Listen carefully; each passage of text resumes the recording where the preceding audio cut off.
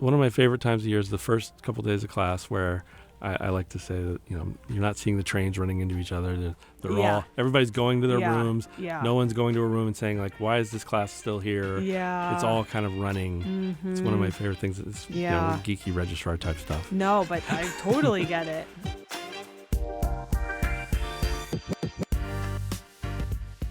This is Admissible. I'm Natalie Blazer, Dean of Admissions at UVA Law. As listeners probably know, I try to choose topics for this podcast based on what questions we get when we're out there recruiting on the road, when we're doing Q&As here at the law school. Basically, what we're hearing out there from applicants is what I try to address on the show. Because at the end of the day, I want to share information that I think is valuable to you all who are working on law school applications and or selecting which law schools you might want to attend. So I'm relying on what you all out in the world are telling me is important to you. Having said that, I think today's show is going to be music to listeners' ears because we have been getting so many questions about this topic lately. And in fact, in my 9 years in law school admissions, I will say this has been a perennial, quote unquote, hot topic for prospective law students. And that is, how do I or can I pursue a dual degree? In other words, how can I get a law degree plus another graduate degree in a different discipline? And also on a somewhat related note, but not quite, can I study abroad in law school? So these are kind of like overachievers who they want to either go abroad or do a dual degree. And so we're going to talk all about that today. My guest is Assistant Dean for Academic Services and Registrar, Jason Dugas. Dean Dugas earned his undergraduate degree with distinction and a master's degree from the University of North Carolina at Chapel Hill in 1994 and 1995, respectively, and his law degree from the University of Virginia School of Law in 2001. While at UVA, he served as a Dillard Fellow and as managing editor for the Virginia Sports and Entertainment Law Journal. He also participated in the Legal Education Project. After graduation, Dean Dugas clerked for a judge and then practiced labor and employment law in both the private sector for the law firm of Littler Mendelson and in the public sector for the U.S. Department of Commerce, during which time he actively participated in the bar and contributed labor and employment law survey articles to the Southern Methodist University Law School Law Review. Dean Dugas is a member of the bars of North Carolina, Texas, and the District of Columbia. Dean Dugas joined the law school in 2007 as Director of Admissions, a position he held until September 2014 before moving over to the Registrar's office. I always love chatting with people who know what it's like to be in admissions because it's quite a unique role. So that's an extra bonus for today. Welcome to the show, Dean Dugas. But since we're friends, I'll call you Jason, if that's okay. Absolutely great. Absolutely. I'm going to start off by asking, since I mentioned you used to work in admissions here at the law school, is there anything you miss about working in admissions? Yeah, definitely. I miss, I love what I'm doing, but sometimes it can be very transactional with students. We're happy to help them get into classes, figure out if they want to do a dual degree or study abroad and make those things happen. But the relationship building, they can come in and kind of like, thank you for helping me with that, and then they're on their way, and we don't really get to connect. Right. And so I do miss that admissions. You really get to know the students, they get to know you, and you're the welcome wagon. They come back when they're students to ask you questions and just visit. And so I have to work a little harder to connect.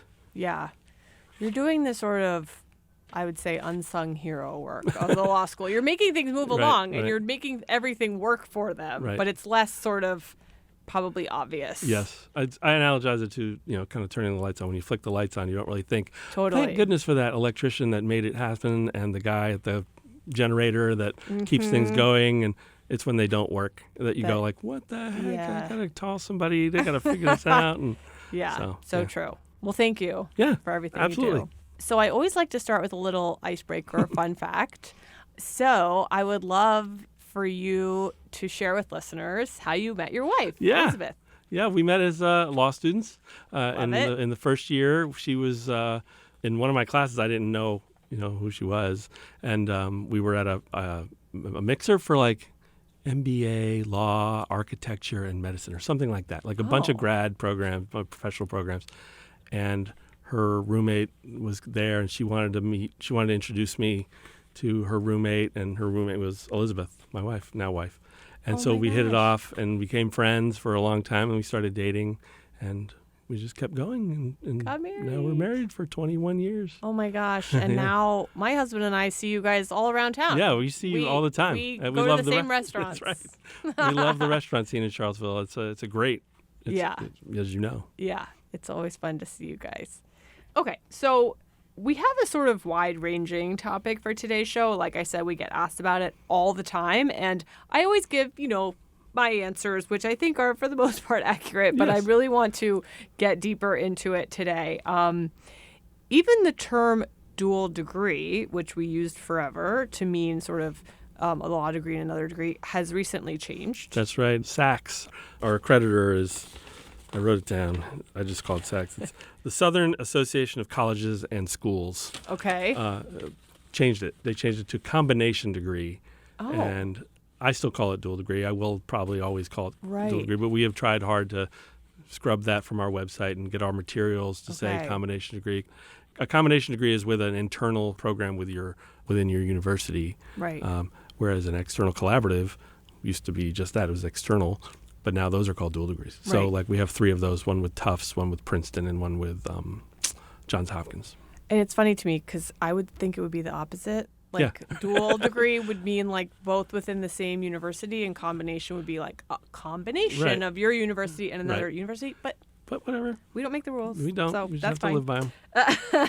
So for those who, we're going to call it combination degree, for people who might not really know what that is, can you like give some examples? Sure. Well, we have 12 at the law school. It's taking a program, the law program, and you're doing another program, getting a degree in a shorter amount of time than you normally would have to do both. Because each school is kind of borrowing credits, sharing credits, saying some of these classes you're taking will count towards our degree. And so if we require 86 credits towards our JD, which we do, you can get 72 law credits, and we'll use 12 from, say, a Master's of History, or the ones we have, like we have Master's of Public Health. You can do an MBA in 4 instead of 5 years. We have 6 MA degrees, history, English, philosophy, government, foreign affairs, and environmental science. Okay. So those would normally be done in 8 semesters. You can do it in 7. Okay. So it's all that. It's borrowing credits and shortening the time. Got it. I think that's a great way to put it. Borrowing credits, shortening the time. So basically, in other words, you could be taking class at the law school that count towards that other degree and vice versa. Right. That makes sense? Yes. The other school will say, oh, you took environmental law, environmental science master's degree. We'll use that class towards some of our credits. Right. Got it. So is there one of our combination degrees that's like the most popular? I would say the MBA has been traditionally the most popular, and none of them are. We don't have, anytime we have anywhere between, I would say, 20 to 30 students doing a dual degree or a combination degree. Yeah. See, I'm going to do that. I know. But so it's not like a ton of our student body does them. I think there's a lot of interest in the admissions side. There is. We see that. I remember as an admissions person, you get the questions a lot. But I think along the way, students kind of either conclude, they realize, I can get some of those classes. I can take a few classes at the business school. I don't need to commit myself to a whole master's degree and the tuition and the time that comes with it. Whereas some other students do. They want to do it. Right. So the MBA is traditionally our most popular, with anywhere between 5 and 8 to 10 students, somewhere in there. Got it. And the one that's coming up, I would say, as more and more popular, is our history. I was going to say that. I'm getting that question all the time. We get a lot of legal history. Obviously, we've got a very deep bench of legal historians in the law school and the history department.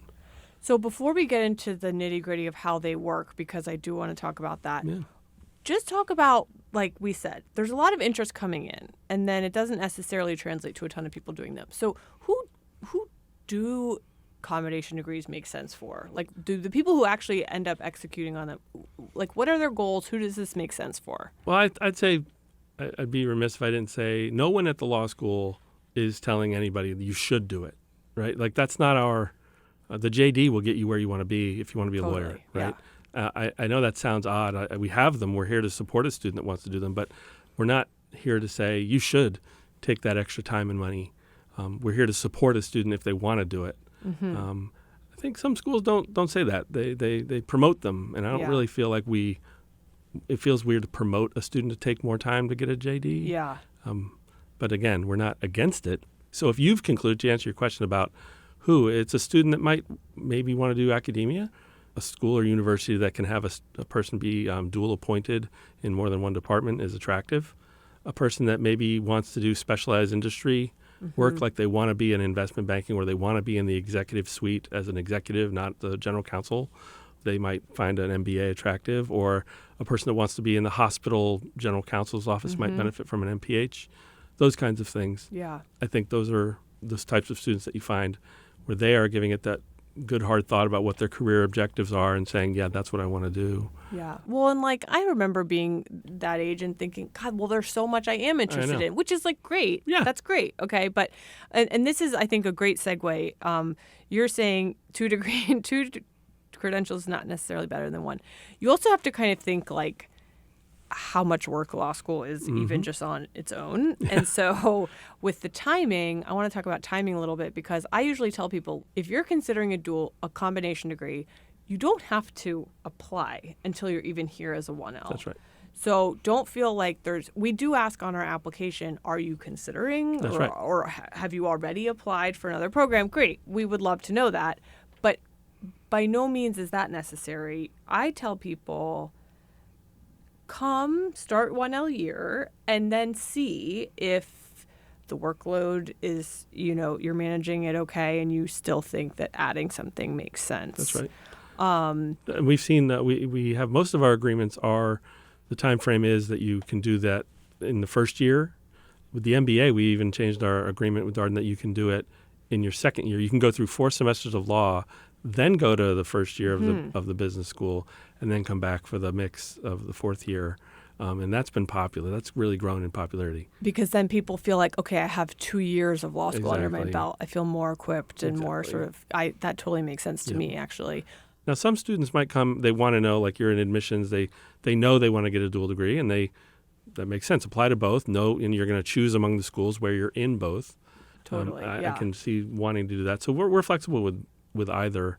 And when they do put on the application, we like that you ask, because then we can counsel them through, like, hey, what are you doing? We need to talk to you about credits, what can count before you even show up for law school, what can't.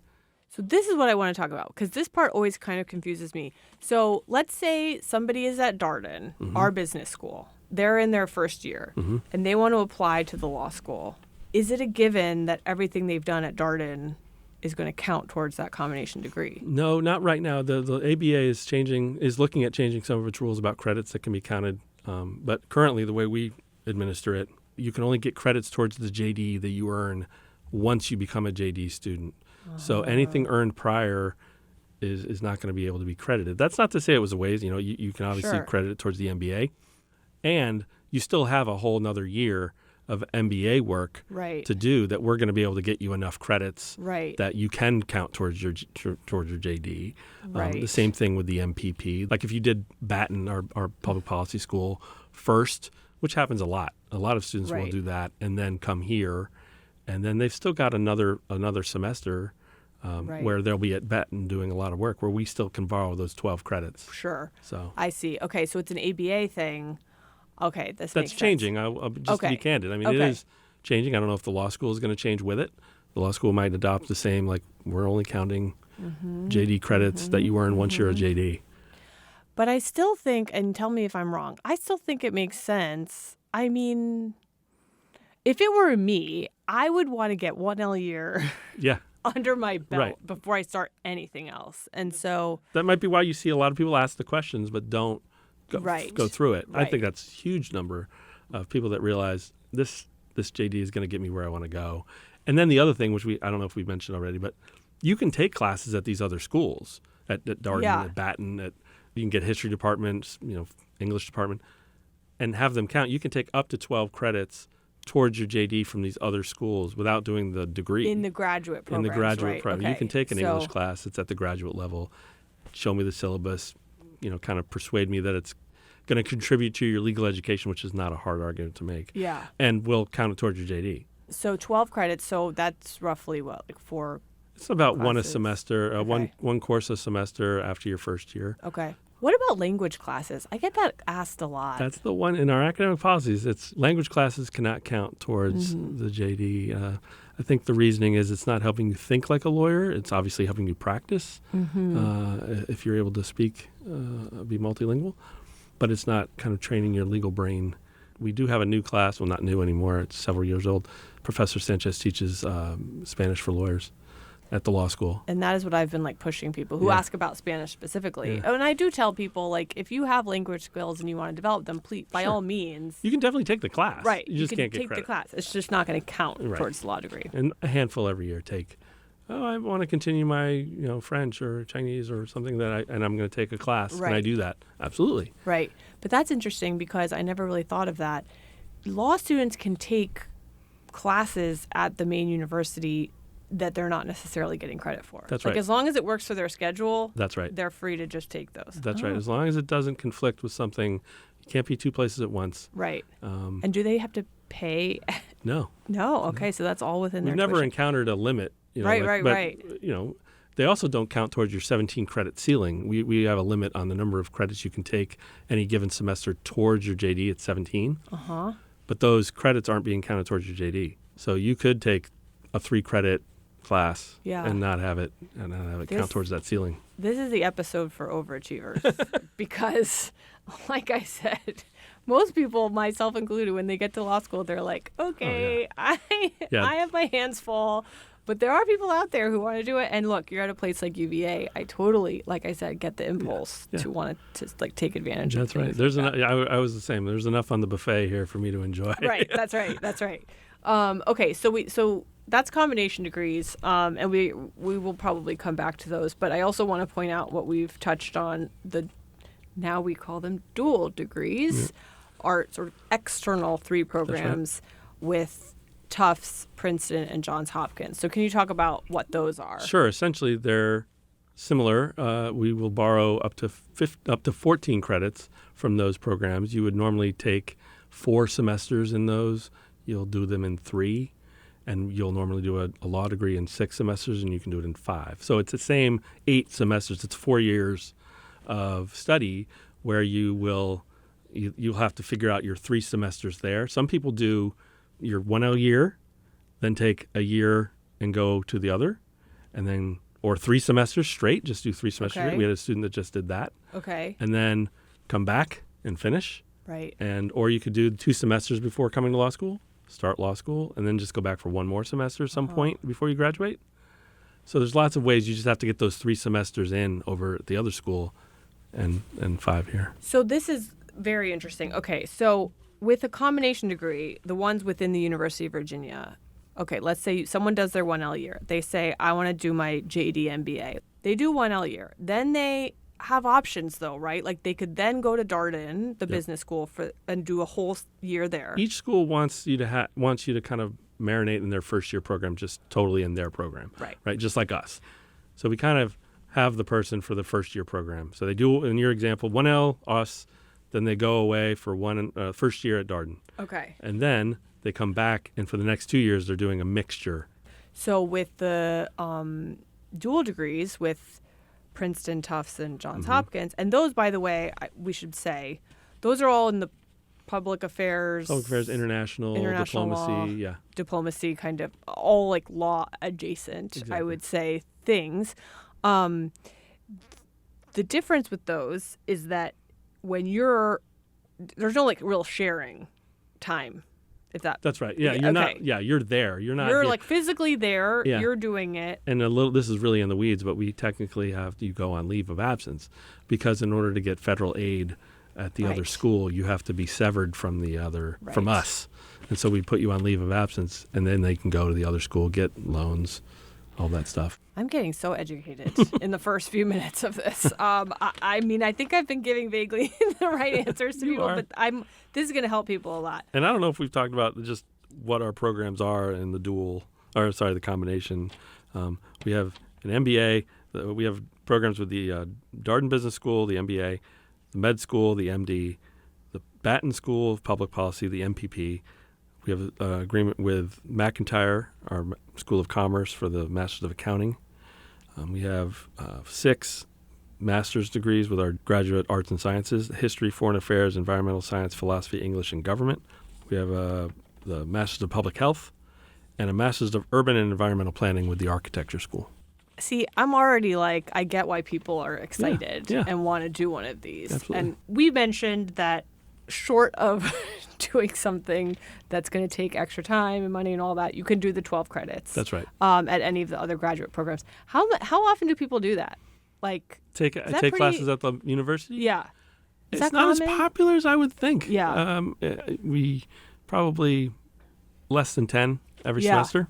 And I think that speaks to, I tell people this too, like, our electives at the law school are so vast. Yeah. I mean, yes, of course, they're all legal related. Mm-hmm. They have to do with the law, but they're really, I would call them interdisciplinary. So I can imagine why people don't necessarily feel like, well, this one topic I'm so interested in, I can't even touch on it in the law school, just because there are so many things to choose from. We have a ton of classes. I help design the curriculum every year with our Associate Dean of Curricular Programs, Quinn Curtis. Nicest man ever. Yeah, exactly. It's so much fun to put it together and see what our faculty are offering, and it's new things every year. Yeah. So, yeah. Well, I was catching up with a faculty member today in the hall, and he was telling me the class he's teaching this semester, and I'm like, can I audit that? Like, that sounds fascinating. Right. Okay, so I kind of want to pivot for a moment from the combination dual degrees to study abroad. Yeah. This is also something we get a lot of questions about, and my impression is because of the COVID era, some college students who were in college during COVID maybe were planning to study abroad or wanted to study abroad and just like literally couldn't. Right. And so my impression is that this question has become much more popular because suddenly they're like, well, I still want to study abroad. Maybe I can do it in law school. Right. Did you guys see like a uptick? Somewhat in applications. We are still limited in the number of what we call nominations. We have 12 partner schools and basically 2 per school. We have to stay in balance in our sending and taking of exchange students. But yes, we did see a bit of an increase, but not a huge one after the pandemic in applications. In applications. And then they just got a little bit more competitive.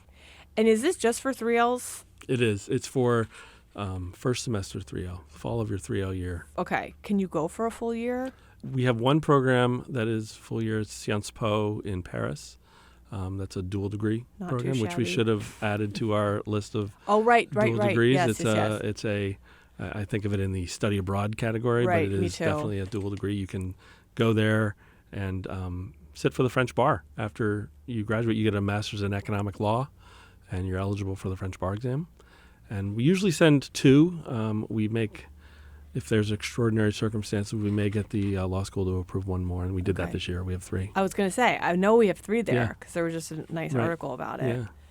Now I'm like, if I could go back, maybe I would do that one. I was a French minor, and like what I personally did, and the advice that I sometimes give people is if going abroad doesn't necessarily make sense for you during the school year, like I found ways to go abroad both summers and after graduation for, work-related reasons. So, I have FOMO. And so, I didn't want to be gone during the school year. And I think a lot of people, they get to UVA Law, they get their community, they see all the things we offer right here on North Grounds, and they're like, yeah, how am I going to be gone a semester? Right. You know? I think it's similar to the combination degree calculus. It doesn't make sense for my professional career goals, and that's what it should be driven by, and talk to career services, talk to career development. So we have Paris, Seoul. I know we have one in Australia. That's right. We have Australia. We have Sydney and Melbourne. Okay. We have Bocconi in Milan. Nice. Bucerius in Hamburg. Hebrew University in Jerusalem. Instituto de Empresa in Madrid. Jindal University in India. That's our newest exchange program. Oh. Melbourne, we already talked about. Seoul. Tel Aviv in Tel Aviv University. Yeah. Auckland University. University of Auckland, I should say. In New Zealand. and Paris Panthéon Assas in Paris, and then Sydney, and the last one is Waseda in Tokyo. Amazing. So yeah.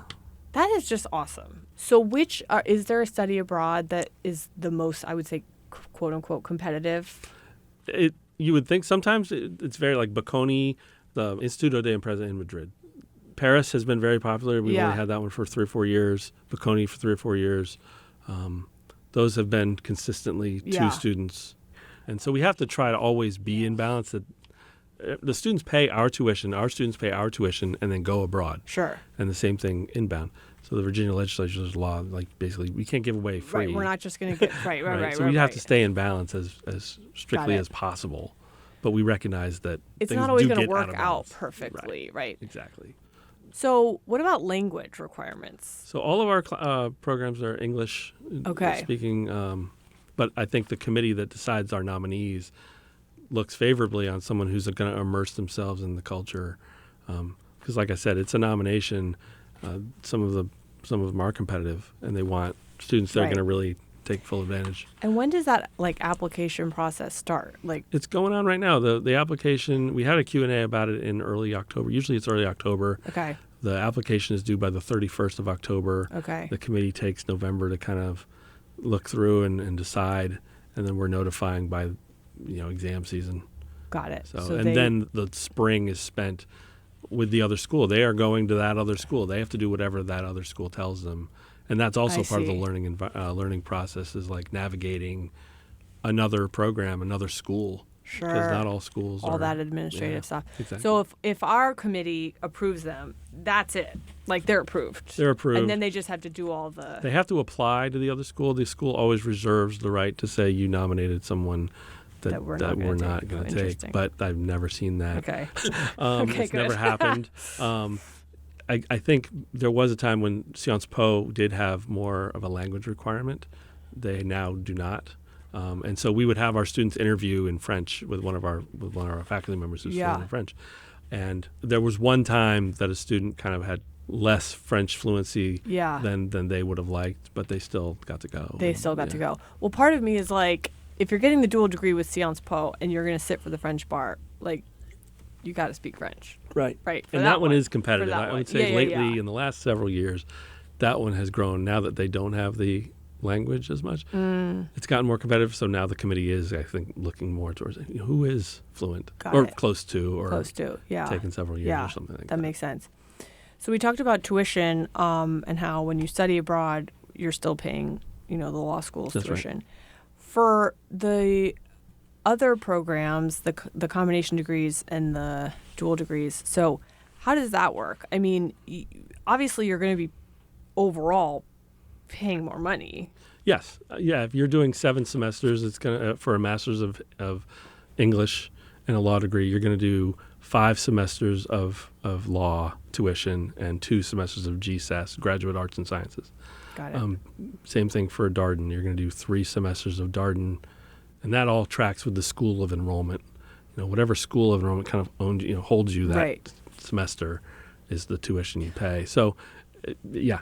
Well, and I'll point out here that if you get a scholarship from the admissions office from the law school, that only can be applied towards JD tuition. That's right. That's right. So, and we say very explicitly in our scholarship letter, this is subject to if you do a joint degree. It's only for our classes and so on. So, I would say that one other thing while we're on study abroad, there's a couple other categories of ways to get out of Charlottesville and into international programs. We have what's called a student-initiated study abroad. It's rigorous, but it's essentially I want to go to a place that's not on your list. And I've worked out the program. I have a sponsor there. I have a reason to go there.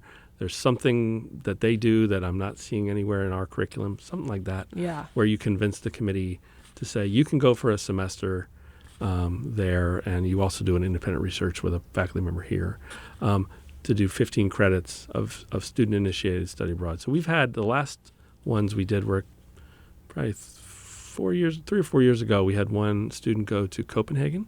Oh, cool. We had a student go to Geneva. We had a student go over to China.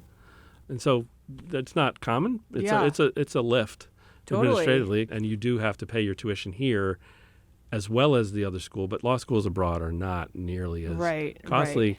And we also contribute some. But you have to be a real true self-starter and Exactly. come up You with have to this do it and like, propose it to the okay. committee. And then you said there was another. Oh, well, you can do an externship. You can do a full-time externship anywhere in the world, and including abroad. And so how does that work? So we have a director of externships, Professor Ryan, Sprightly Ryan, and you apply before you have the externship. You can say, this is my plan, and it gets approved by the curriculum committee to say, yes, you've got a sponsor here. You've got a supervisor here that's going to supervise your program and kind of help you with a directed study. And you're going to try to get this externship, which sounds amazing, and it's usually public focused, non-for-profit. You can't go to a firm or a company, for example. And then you go get the externship. You get the job. So you have to go you apply have to get the and job. get that. It's not like we have a relationship with that organization and say. We may okay. have. I mean, Professor Ryan, we have lots of deep relationships, but we're not here to say, oh, here's your externship. Correct. Right. You have to go and you have to get it, and then we have approved you to. Oh, exactly. So is there someone in recent or a place? Yeah, recent we have memory? people go. I think one right now. We have one in London. Wow. We have people go. All over. That's amazing. Yeah. So I did not really know that. I know we had the externship in D.C. I know we have various externships in Charlottesville with different nonprofits, but that is really cool. Yeah, it is. And is that for a year or a semester? It's just a semester. Okay. It can be. The curriculum committee just approved now. Full-time externships can be in your sixth semester. It used to be that you could only do them in your fifth or your fourth. Now you can do it in the last semester. Whether or not you want to do that, you be out of Charlottesville in the spring of your last year, working instead of enjoying Charlottesville and maybe taking a lighter course load. So all the second semester 3L things. Right. So there's also, I should point out, a couple obviously shorter time frames, but we have J terms that go abroad. We have winter break. Talk about those kind of week-long type things students can do. We have 2 J-term abroad programs, one in Paris, one in Tel Aviv. We paused the Tel Aviv one. It's taught by a resident faculty member, Michal Barzuza, and she's not doing it this year for obvious reasons. But we have one in Paris. We take the applications from students in September, and then my office starts enrolling them. If we get more applications than there are seats, we prioritize LLMs and 3Ls, and then 2Ls and then 1Ls. Okay. So right now it is full with 20, but there's a bit of a wait list. Yeah. But that's it's usually during our January term. It's usually January 7th to the 15th, around there. So it's about a week. Yeah. And it's usually classes in the morning, 9 to 11:30, and then they do fun stuff in the afternoon. Yeah. They meet with Supreme Court justices and go to different agencies and meet people. Yeah. It's so really cool. amazing. People that have done it really love it. I've been advocating that we have more of those kind of to do, because I think students really do. They may not want to do a full semester abroad, as we've talked about, but they would love a 1 or 2 week intensive study of an issue or abroad.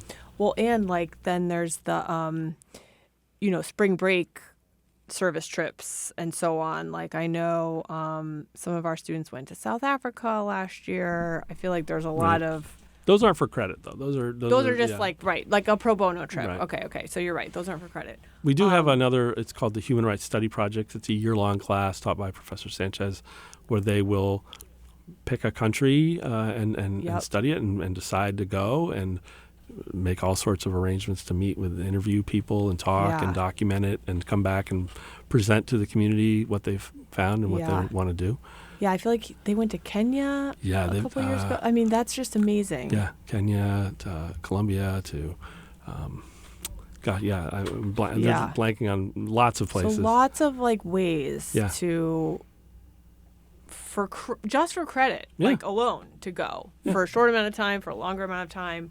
I mentioned their service trips. I mentioned I personally made my summer job. This all depends. I'm just somebody who likes to be abroad. Sure. Half my family's abroad. So, like, if it's something that's important to you, I think we've established there are multiple ways to do Yes, that there are. without necessarily feeling like you're sacrificing a semester in Charlottesville. So graduation, like, that's another thing. If you do a combination degree, you might not graduate. That's right. At the same time that the people you started with. That's right. If you, some people, they start at, like I said, Batten or Darden, Batten MPP or the Darden MBA or one of our external collaboratives. They do a year and then they start as a 1L. You're on track with your 1L class and you're going to graduate.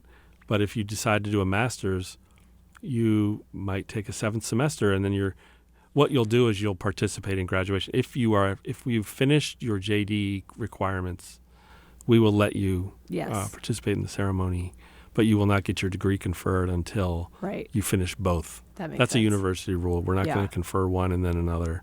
You get both. Some may impact your state bar. Like some states will let you take if you finish your JD requirements. Some states want you to have that degree in hand, and so that's a consideration. But most people, I think, they either are fine with lining themselves up with their graduation class. Right. So. Right. I think it all comes back to if the combination degree or the study abroad or the dual degree makes sense for your goals, like these are just all things you have to think about, and people do it, and they do it with success. That's and right. like all of that. But you just have to work out like, what matters to me professionally. Right. And when am I going to sit for the bar? When am I going to graduate? Like these are things that you need to be aware of. Yep. 98% of our students follow a very, very tight path. Yeah. 6 semesters, take bar in July. Right. On their way. But for a handful, they're slightly different. We're here to support. Yeah, absolutely. So I think we've fully covered sort of those degrees and the study abroad. I want to talk a little bit about what else your office does. Oh, yeah. Because that's just like one small part. Yeah. I would argue a pretty small part of what your office actually does. It's if you throughout this whole thing, it's a very, it's a big lift administratively for a very few number of students, but it's a lot of work to manage someone through these dual degrees or through a study abroad, matching up their credits, making sure they're taking classes that are going to count towards the JD, not just taking, a class that doesn't count. Making sure they keep up with their other graduation requirements that towards the degree, upper level writing, professional skills, racism, bias, and cross-cultural competency, all those things. So those are things we're monitoring for all of our student body, but we pay really close attention. We give a lot of counseling to our dual degree and study abroad students so that they remain on track. Yeah. The dual degree, I like to say it should be hard to do in the classroom, but it shouldn't be hard outside of it. That's what we do. So I appreciate you asking. Yeah, but other things we do, we administer the exams. We, as you know, we have a flexible exam system, meaning you can, not for our 1Ls. Our 1Ls are fixed. They take it on a certain day. We hand it to them. They take it. We collect it. Other students have a flexible period, 2-week period of I'm not ready to take my exam yet. I'm going to show up 3 days from now and take it. They show up, and we have to be ready to go. So that's a fun system to do. I enjoy that time of year. Counseling students through that. They're at their most kind of stressed, but we try to make it as they're stressed about the schoolwork, not about their classwork, not about how does the system work. It's a really easy system. Yeah, you guys make it really, really easy and straightforward. I will say I love you ask for volunteers every year to help proctor the 1L exams because, like you said, those are fixed. Like your contracts exam, your criminal law exam, your torts exam, you're there at the same day and time as every single other 1L. So I love to proctor these exams because not only am I like, wait, I just admitted you seemingly a minute ago, and here you are sitting for your first exam, and the first exam, they're just like, no one's talking, like everyone's reviewing their outlines, like I'm handing them out, I'm saying good luck, like don't forget your blind grading number, all this stuff. And then I swear by the last exam, they're like walking in 2 minutes before it's going to start. They are chatting with each other up until the last second. Like it's amazing because you get through that first one And it kind of comes into perspective. It's like, this is Yeah. important, but yeah. I'm gonna do Yeah. I'm gonna do fine. But I'm so proud. I'm like that. I love doing that because it's like, that after this, they're going to feel so much more confident Right. going forward Right. because it's such a big kind of milestone to Yeah. cross. So, Yep. So that's a fun thing we like to do. That takes up a lot of our energy. And then during the semester, we have short course exams, midterms, things like that to administer. Yeah. There's a lot more short courses now than there ever were. yeah. And that takes a lot of attention administratively. We do the grading process, collecting grades, administering the grading Yeah. norms, all that kind of stuff. Yeah. And then my biggest other thing is designing the curriculum with the faculty. Yeah. And scheduling it and putting it out there, putting the details out there on the website so the students can see what is offered, what are the requirements, what am I going to be asked to do? Am I going to be asked to do an exam? Am I going to do a paper? What kind of paper? I like to collect as much as I can from the faculty and put it out there on the website. Yeah. So people know. So people know what they're getting into. And it doesn't have to be, that's not to say that it's a syllabus, but it's at least, it's supposed to be a good Right. information for the student to make a decision. And our lottery just opened today. Our enrollment process, we call it the lottery, for spring classes just opened today for 3Ls and LLMs. So, they're on their way. So can you explain a little how that works? Sure. Absolutely. So we have the start of our enrollment system of our process starts with students deciding, they come up with a list of classes, and that's really all the lottery is. It's a system where they put together a list in the order in which they think is best. We ask them to put 20 to 30 courses on the list. They can all conflict in time, and there can be a bunch of conflicts in there of, duplicate courses. I want to take evidence, and there's 3 sections of it. I can put all 3 on there. I want to take antitrust, and there's 2 of that, and I'm going to put both on there. I want to take corporations, but only with this one professor. Does that help their chances of getting it if they put all 3 sections? Or No, the chances are they'll get one of them. Okay. But the system, the beautiful thing about the system, so you put the list together, Yeah. and then we collect all of those, and then we have this system, this algorithm that runs. What it does is it gives, let's say there's 300 participants. I'll just make up a number. Yeah. 300 participants in that lottery. It gives each one of them a number, 1 through 300. And then it's going to go to number 1 and say, okay, let's look at your list. I'm going to find one class on your list to put you in, and I'm going to go from top to bottom, right? So number 1 is going to get there if they did things right. If they didn't put a class with a prerequisite they don't have or something like that, Right. they're going to get it. Then it goes to number 2. It doesn't go through their whole list. It gives them one class. And then it goes to the second person, and it gives them one class, and the third, the fourth, all the way through the 300th. So depending on what each student wants, students have different interests, different desires, all that. Yeah. So it's going to put their classes in. Maybe along the way, things are starting to get full, right? So it's going to say, okay, your number 1 class, it's full. Let's go to number 2. Yep. Oh, number 2, it's full too. Go to number 3. Okay, we gave you number 3. Now it goes to the next person. Once it gets to all 300, it gives everybody a new number, and it goes through it again and again until they have a full. A full. How long does that take? It takes about a minute. That's amazing. And then we audit it. We go through it and make sure, and it spits out a message for each course. It's like, okay, you didn't get this course. It finds one reason why you didn't get the course. There may be multiple, but Yeah. this course was full. This course, you didn't have a prerequisite. You have a time conflict with this one. So you already got this course. You got antitrust with this professor. Right. Now we're not going to give you another one. Right. So it's doing all of that, and it gives the student a schedule to start with. It gives them up to 15 credits. If they do what we tell them, it's going to give them 15 credits. Right. And then what we do is we upload that to SIS, our student information system. And then it's add drop. They can make adjustments on their own. And that's a first come, first serve system. So the beautiful thing about our lottery, it wasn't first come, first serve. They could put that list together anytime. Do they know if they were number 1 the first round? Like, they're never going to know that, right? I just think that's just kind of funny. Right. So then they can do add drop. Right. And they can say, oh, my God, most people, I think, like what they get generally, that's the beautiful thing about it. It's giving you basically, it may not give you everything you want, but I got 3 out of my top 6. Yeah. I got, 4 out of my top 5. But I still want to be on the wait list for this other class. So I'm going to go into add drop when it opens. It's usually a week or 2 later. And I'm going to put myself on the wait list for that class. Right. And that's just add drop. That lasts a while, especially between the fall and the spring. It starts in mid-November. It ends late January. So my it's God. a long That's period of a time. long time. Yeah, So you can be kind of trying to work at AdDraw for weeks. exactly. Wow. Okay. I mean, Yeah. this is one of those things. Talk about when things go right. Nobody is Yeah. noticing. Right. Okay. Oh, I'm in my class. Great. Yeah, I got my Oh, classes. here I yeah. am, and the lights are on. And so you obviously were a student here. I was, Graduated yeah. in 01. Do you have a favorite memory from your time as a student? Oh my goodness, so many. Or just like a favorite overall thing? Gosh, that's really hard. I mean, so many. 1L year was exciting. You know, your sectioning and the meeting your classmates and kind of coming to law school so excited for this endeavor you're about to do. And I think 1L is just that. Yeah. You know, another experience just popped in my head.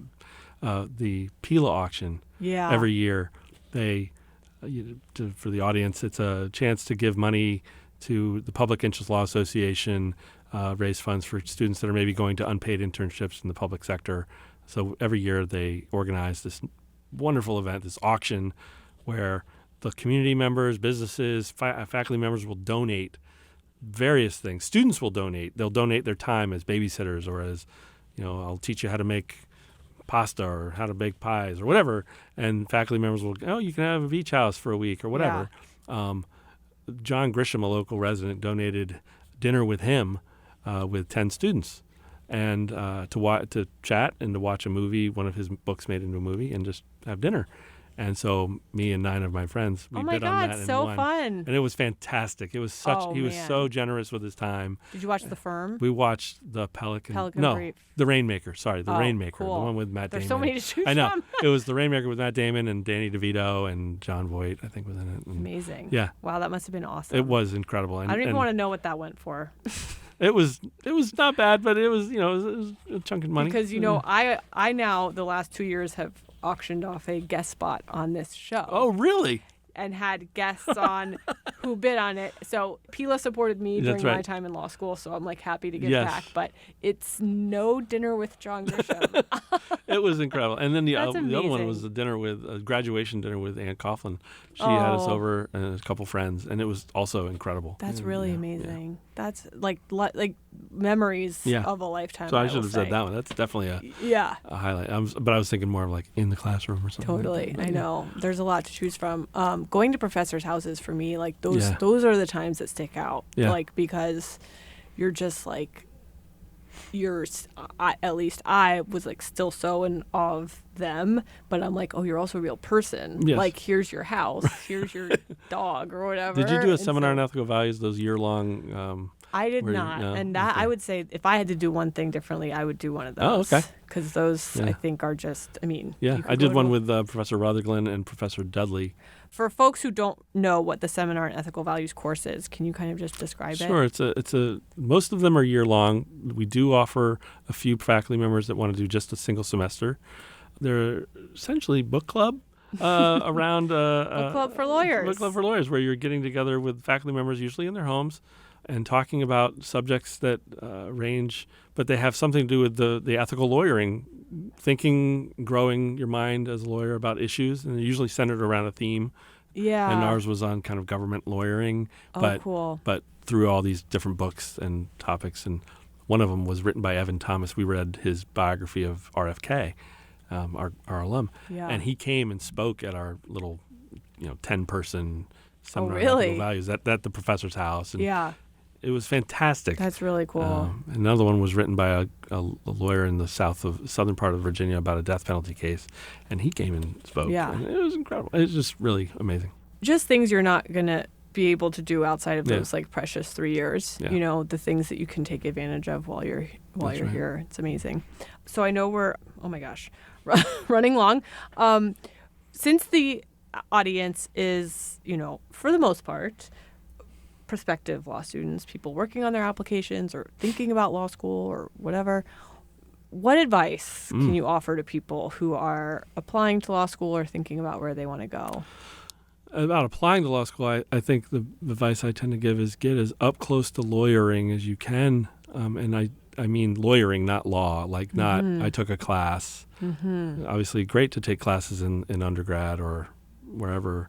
about the topics of law, but really get to see as up close as you can, whether that's volunteering or going to work as a paralegal or going to work as a clerk or going to do just making copies at a firm, whatever it is, where you can see what lawyers do on a day-to-day basis is valuable because, as you know, it's not necessarily represented on the TV and the movies about what lawyers, they're not always making an argument or persuading. It's not all the firm. It's not all the firm, but it is a lot of reading. It's a lot of writing. It's a lot of on the phone. It's a lot of talking. It's a lot of talking and a lot of talking. It's a lot of just negotiating and persuading.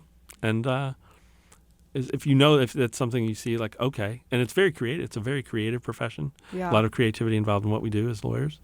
And I will say, though, it's also a lot of details. Yes. And it's a lot of organization. Yeah. And I'll just be honest, it's a lot of, like, sometimes tedium that you just have to know. Like, I personally like that stuff. Like, give me a task. And if you say, like, it's kind of a menial task, I'm like, give it to me. Like, I love this. I know I can do a good job. That's right. If you need, like, a brainstorming session, I'm like, But, so I like that. And I know it's very important to know your skill set. But it's also important to be around lawyers and be like, oh, they had to think about this and how it connects to that. And, like, you kind of have to be aware of those details at all times. That's right. Anything else before we go that you want to make sure listeners know? Get up close to lawyering. The other thing I would say is if you're, there's kind of two things that students seem to think that lawyers do. There's either I'm going to be a litigator or I'm going to do transactional. And the law does break down a lot like that. I would say to a student or a prospective lawyer, litigation is a lot of what we see lawyers do, A versus B, adversarial process. The thing I would say to ask yourself and to be honest with yourself about is, do you like being in an adversarial posture? That's not to say, do I like being oppositional? You can be a perfectly pleasant person, but are you comfortable being in a position of being adversarial with another person's ideas? I think if I had talked to myself about that more, I might have said, I don't know if I like being in litigation. Litigation was fun, but it was challenging to take that home every day. Yeah. If you're not comfortable with that, like, I'm not arguing with this person. It's about my client's facts. It's about my client's issues. It's not me personally. Right. But if you're not used to that or comfortable with that, then transactional might be something. Right. Or think about what you're doing in litigation, what you like in that process. You might not be the one making the case. You might be behind the scenes. Yeah. That's probably where I would have been if I'd stuck with doing it. I would have been a support lawyer. Yeah. And I think taking advantage of our, obviously career counseling and having them help you understand, again, your strengths, your interests, where those things align, and also being willing to accept the fact that, like, all lawyering is going to be difficult and you're not going to love every minute of it. Right. And I think, as long as you are willing to work hard and, again, like, you find something that you connect with, I think that's where people can really succeed. So I agree. Thank you so much for having me. This has been a wonderful visit. Oh, thank you, Jason. It was awesome to have you on the show.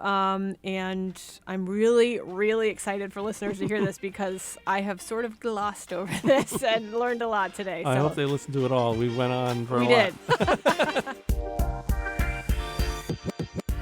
This has been Admissible with me, Dean Natalie Blazer, at the University of Virginia School of Law. My guest today was Assistant Dean for Academic Services and Registrar Jason Dugas. For more information about UVA Law, please visit law.virginia.edu. The next episode of Admissible will be out soon. In the meantime, you can follow the show on Instagram at Admissible Podcast. And as a reminder, Admissible is now on YouTube. You can check out all new episodes there, along with some vintage content we're sharing to help guide you through this application season. Thanks so much for listening, and please remember to rate the show wherever you listen to podcasts.